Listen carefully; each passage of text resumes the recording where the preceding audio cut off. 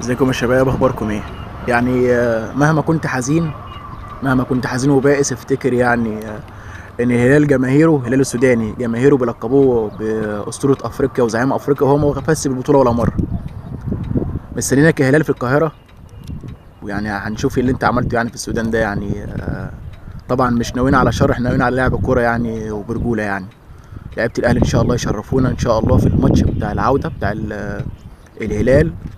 والهلال كان كسبان الاهلي 1-0، لو الاهلي كسب 2-0 هنا في القاهره يصعد ان شاء الله تاني المجموعه، مش مشكله. بس يعني الحمد لله كده صن داونز ضمن الصعود، والماتش بقى الصعود بيننا وبين الهلال السوداني ان شاء الله. متشكرين يا عم صن داونز يعني. الماتش انتهى بتاع صن داونز والهلال بنهايه يعني ملهاش مثيل زي ما بيقولوا هم. صحيح الهلال جاب جون هايف يعني بسبب خطأ من حارس صن داونز، بس حارس صن داونز صلح الغلط بتاعه يعني. مش عارف بقى الجون ده يعني مؤامره ولا ايه يعني من صن داونز والهلال، بس الحارس يعني صد الكوره. حاسس يبقى مفيش مؤامره بين الهلال وصن داونز. الحمد لله. مستنيينكم يا هلال في القاهره ان شاء الله يوم 31/3. مع السلامه.